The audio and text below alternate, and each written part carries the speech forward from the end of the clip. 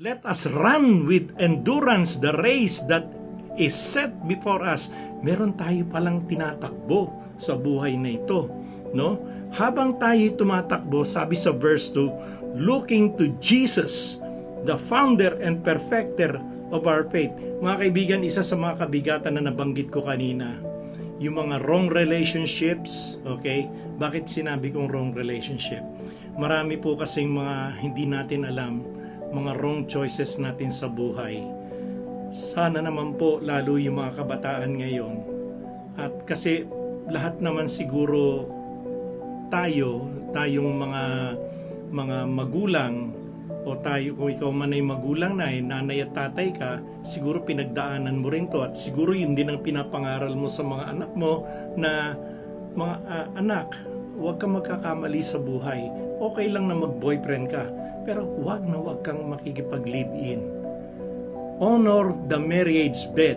Kung mababasa ninyo ang Book of Hebrew, nandoon po yan, nakasulat yan. Sapagkat ang pagsasama ng isang lalaki at isang babae, yan po ay sacred dapat. Okay? Tandaan po natin yan.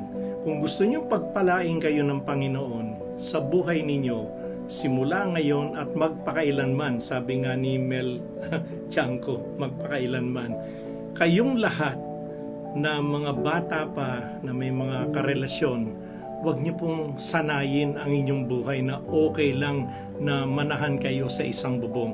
Okay lang na matulog kayo sa isang kama. Huwag pong ganun. Iwasan niyo po yung mga ganung klaseng tukso sapagkat yan po ay pabigat. Sabi nga, yan ay sin na it entangles you, it clings to you hanggang ikaw ay magkasala. Okay, sabihin mo na, wala naman kami pastor na ginagawang masama. Nandun na ako. Pero keep in mind, the Labathians is alive and well. That is the spirit, a strong spirit. Ang trabaho niyan, kapareho ng ginagawa ng devil. Steal, kill, and destroy. Na once na nagtagumpay na siya sa kanyang hangarin, he will go to destroy your life. How are you going to experience ng tawag nating destroy? Sapagkat ang destroy ay sa mahabang panahon, habang nabubuhay ka dito sa mundo, at kahit na dumaan na kayo sa maayos na buhay, ibig sabihin kayo nagsama muna bago kayo ikasal.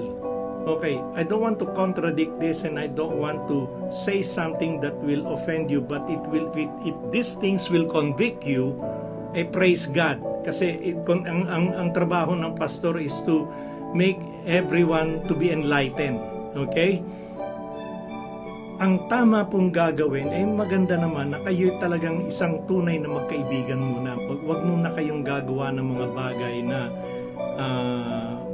kayo mahuhulog sa tukso. Okay, yan tukso, yan nagsisimula yan sa tukso, pagkatapos magkakasala na kayo. At yan ay may consequence. Okay, yung consequence ay napakabigat. Maniwala po kayo sa akin, sapagkat yan ay isa sa mga experience kaya sabi ko dati ako'y bad news, pero praise God, dala-dala ko ngayon yung banner ng good news. Ang good news ko sa inyo ay Diyos ay mahabagin. He's the God of second chance. The God of second chance. Kung nandoon kayo, nalalapit kayo sa tukso, ay the Lord God naman is nandito naman yung Holy Spirit para ilayo kayo. God will make a way to get you out of that temptation. Diba sabi nga ng Bible din, sabi ng Scripture, God will make a way to keep you away from temptation.